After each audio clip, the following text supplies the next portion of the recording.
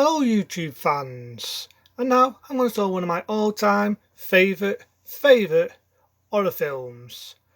As I was on the box set of the DVD, this is just being the original video cover, I thought I'd show you one of my full-time classic horror films. House.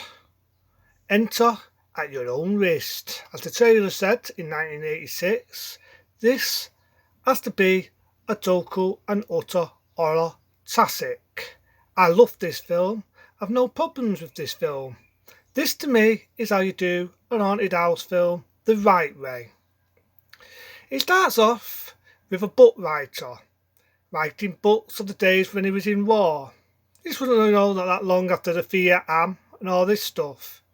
But it's professing because in this film it doesn't really ram that much political shit, unlike nowadays in films.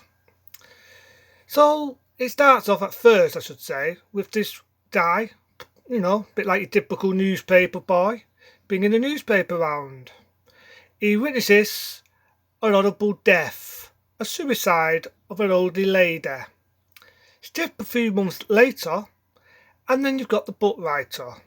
You find out the old woman who killed herself is only the aunt of this young man, who is, again, the book writer. House is a very good film, with a very interesting story, because in the film it really does manipulate, which kind of follows on in House 3. His boy goes missing as he's having flashbacks on the house what he used to live in, or should I say what his aunt lives in, of his son. At first you think his son's been kidnapped, then you think his son is drowning. All that does is imagination. It starts off, as I say, he moves into this house, what used to be his aunt, to write a story of the days when he was in war. He then starts having flashbacks and then starts seeing, as you see on the back cover, a lot of cheapy monsters, goblins, an evil purple witch,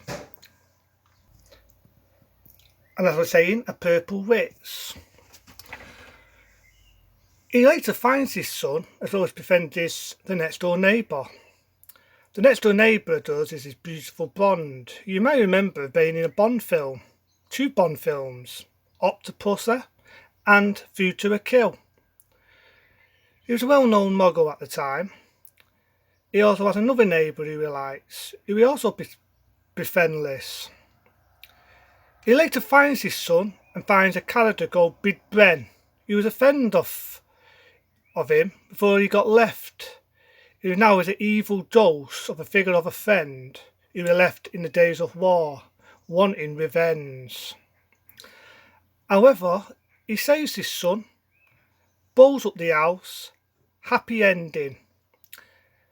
I'd like to know more about the sequel, which is also interesting and also rhymes with the film House.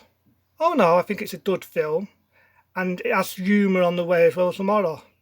It also has some good practical effects, which in my eyes a lot of horror films these days is lacking. Nowadays they're dark, have a piece of wood, gold actors, and it's story and it's boring, and it doesn't engage you anymore in haunted house films. This, I think, is how you do haunted house films the right way. And I'll also talk about my favourite sequel, House 2, but is also a very good sequel. Oh no, this is House. The sort of problems I think it has is I do feel that he defeats Big Ben very easy. He only just figures out he manipulates him. And his ex-wife turns up. How long did his kid disappear? But apart from those problems, I still think it's a good film.